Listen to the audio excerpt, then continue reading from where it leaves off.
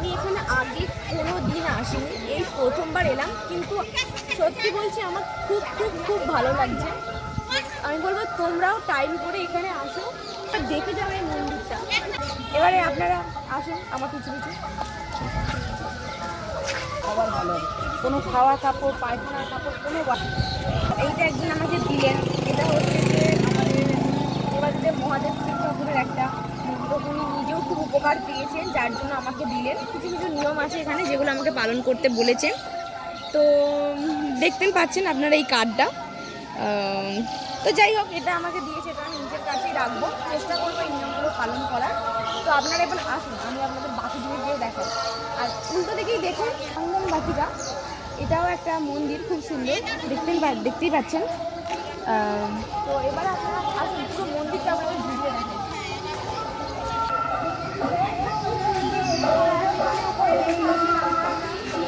মন্দিরে ঢোকার আগে এখানে জুতো খুলে রেখে যেতে হয়। সুন্দর একটা মূর্তি বসানো আছে, দেখতেই পাচ্ছেন।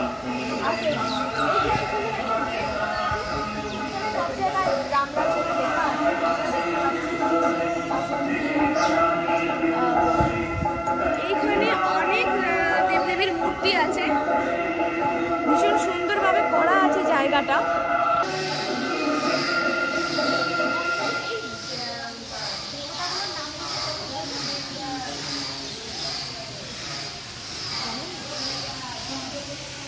আপনারা দেখতে পাচ্ছেন আমরা একটা রথের সামনে দাঁড়িয়ে আছি, আর এই রথটা খুব সুন্দর। এর ওপরে একদম আছে আমাদের দেবাদিদেব মহাদেব শিব ঠাকুর, ঠিক তারপরে আছে বিশ্বকর্মা, তার নিচে আপনারা দেখতে পাচ্ছেন গরুর ঠাকুর, একদম লাস্টে দেখতে পাচ্ছেন ভেতরে বড় মূর্তি আছে, ওটা হচ্ছে নারায়ণ।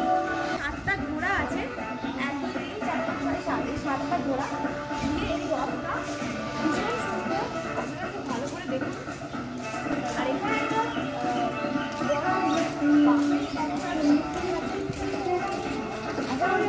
রয়্যাল বেঙ্গল টাইগারের তৈরি হবে। তো আর বটগাছ ভিতর দিয়ে একটা গাছ, আর তার গাছের ছায়ায় অনেক ঠাকুর আছে, ওদিকে অনেক মন্দির ঋষিরা আছে। আর এদিকে আমরা দেখতেই পাচ্ছেন আমাদের নারদ, আর এদিকে শিব পার্বতী। কালিয়া দমন করছে, যে কৃষ্ণ কালিয়া দমন করেছিল সেইটা এখানে খুব সুন্দরভাবে আপনারা সবাই কালিয়া দমনের গল্প শুনেছেন। কালিয়া দমনের গল্পটাকে নিয়ে ছবি কৃষ্ণ দাঁড়িয়ে আছে, এই ছবিটা খুব সুন্দরভাবে ফুটিয়ে তোলা হয়েছে।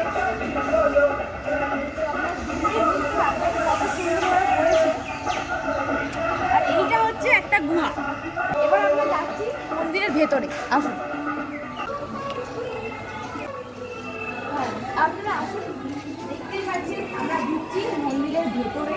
সুন্দর মন্দিরটা আপনারা দেখতেই পাচ্ছেন, কারুকার্যটা ঠিক কতটা সুন্দর। লক্ষ্মীনারায়ণ রাধা কৃষ্ণের ছবি দেখতে পাচ্ছেন। আমরা আপনাদের ভেতর থেকে দেখাতে পারছি না, তার একটাই কারণ, এর মন্দিরের ভেতরে ক্যামেরা একদম অ্যালাউ নেই। কিন্তু আপনারা বাইরে থেকে যতটা দেখছেন আপনারা বুঝতে পারছেন যে মন্দিরটা কতটা সুন্দর। ভালো করে দেখানোর চেষ্টা করছি পুরো মন্দিরটা।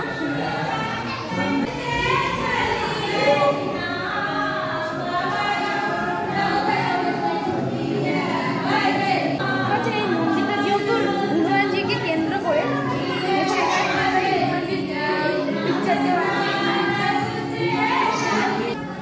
দেখতেই পাচ্ছেন, এটা হচ্ছে মন্দিরের পিছন দিকে রাস্তা। এতক্ষণ ধরে আপনাদের যে মূর্তিগুলো দেখালাম, দেখুন কত সুন্দর এই দেওয়ালগুলো করা আছে, আর সমস্ত দেওয়ালে রাম বলে লেখা আছে।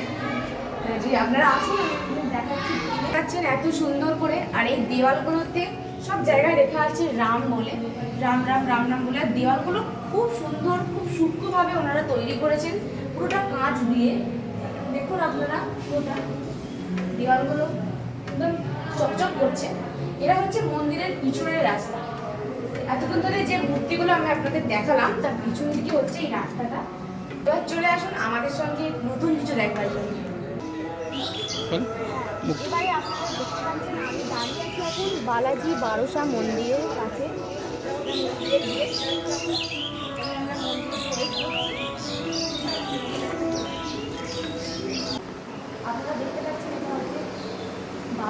এই একটা মূর্তি সুন্দর, এটা পাথর দিয়ে তৈরি করা।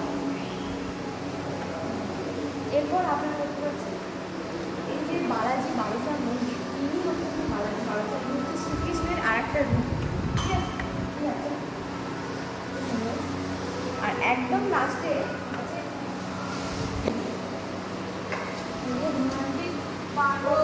ছবি, আমাদের প্রত্যেকের বাড়িতেই আছে। আমরা আমাদের বাড়ির গেটে কোথাও বেরোবার আগে এনার মূর্তি প্রণাম করেই বেরোই। আমাদের ন্যাচারালি সবার বাড়িতেই আপনারা এই মূর্তি দেখতে পারবেন, তাহলে সেই মূর্তি করা আছে।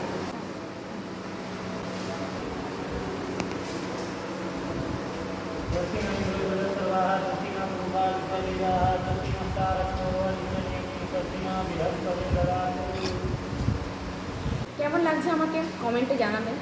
শ্রাবণ মাসের প্রথম সোমবার, সবাই জানি যে শ্রাবণ মাসের প্রতি সোমবার কিন্তু সকাল বিকাল দুবেলাই পুজো হয়, এমনকি প্রত্যেক দিনই পুজো হয়। এখানে তারই প্রস্তুতি চলছে। তো এই দেখুন আপনারা চারপাশটা মন্দিরটা, এখানে এত কিছু আছে। আপাতত এখানে দেখাবার মতো আর কিছু নেই, এবার আমরা আসি। তো আমরা এখন দেখলাম বালাজি বারোসার মন্দির, ঠিক তার পাশেই আছে শ্রী জিন মাতার মন্দির। আপনারা দেখতে পাচ্ছেন বড় করে নামটা লেখা আছে। তো আমরা এবার ভেতরে আসি।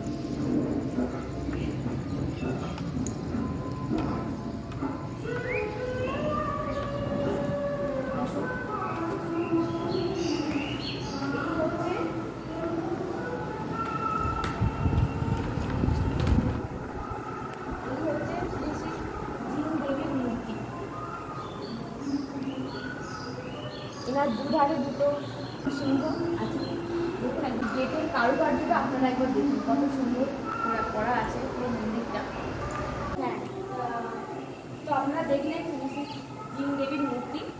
এবার আমরা আসি এর গুহা। দেখতে পাচ্ছেন বড় করে রাক্ষস দাঁড়িয়ে আছে। ওনার ওই ভিতের ভেতরটা দিয়ে আমাদেরকে যেতে হবে।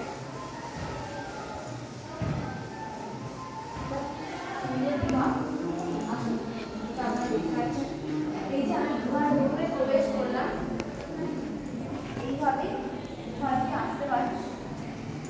গুহার ভেতরে একটা অতীব সুন্দর মূর্তি আছে শিব ঠাকুরের। এই দেখুন ভীষণ সুন্দর এই মূর্তিটা। শিবের পাশে ষাঁড়ের মূর্তি আছে, তার পাশে আর একটা ছোট শিব ঠাকুরের মূর্তি আছে। এই পাশে গণেশজি আছে। আর এই পুরো মন্দিরটা ছবি দিয়ে ঘেরা। দেখুন এই পুরো মন্দিরের চারপাশে সব দেওয়ালে মূর্তি আঁকা আছে। অসম্ভব সুন্দর হাতের কাজ না, দেখতে পাচ্ছেন পুরো একদম সমস্ত মূর্তি আঁকা আছে। পুরো দেওয়ালটা এত সুন্দর মূর্তি দিয়ে তৈরি করা। এই যে এখানে একটা দৃশ্য আপনারা দেখতে পাচ্ছেন যে রাম এখানে তারকাসুরকে বধ করছে। আমরা সবাই রামায়ণে এই গল্পটা পড়েছি। আজকে আপনারা দেখতেই পাচ্ছেন সামনে থেকে কিছু ছবি দিয়ে ওরা এই ব্যাপারটা বুঝিয়েছে, যাতে সবাই বুঝতে পারে। তো এরপর আমরা গুহার ভেতর থেকে কী করে বেরোবো সেই রাস্তার দিকে এগোবো। আসুন, এখানেও কিছু ছবি আঁকা আছে। এটা হচ্ছে যে গোপালের ছবি। এইখানে কিছু ছবি দেওয়া আছে, হচ্ছে যে কৃষ্ণ কংসবধ করছে, সেই দৃশ্য ফুটিয়ে তোলা হয়েছে। দেখতেই পাচ্ছেন কত সুন্দর এই জায়গাটা, ভালো লাগবে। এখনো কিন্তু আমরা গুহার ভেতরেই আছি, গুহার ভেতরেই আমি হচ্ছে গুহা থেকে বেরোবার পথে যাচ্ছি। আপনারা দেখতেই পাচ্ছেন গুহার পথ, এই দেখুন গুহার পথ, আর এখান থেকে আমরা বেরোবো।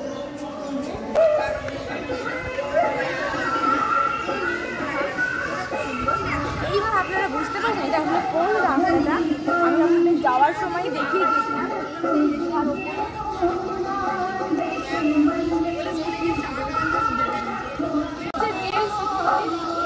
আপনাদের জন্য আরো একটা নতুন চমক আছে, দেখবেন। এখন কাছ থেকে আমি আপনাদের দেখাতে পাচ্ছি না, এর কাছ অব্দি যাওয়া যাবে না। খুব কাছ থেকে আপনাদের এই মূর্তিটা দেখাতে পাচ্ছি না, কারণ এটা ওই দিকে যাওয়ার রাস্তাটা বন্ধ আছে।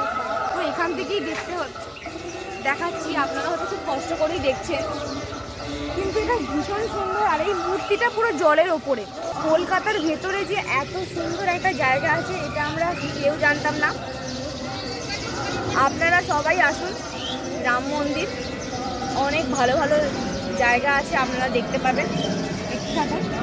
তো এবার আমরা ফিরছি বাড়ির দিকে।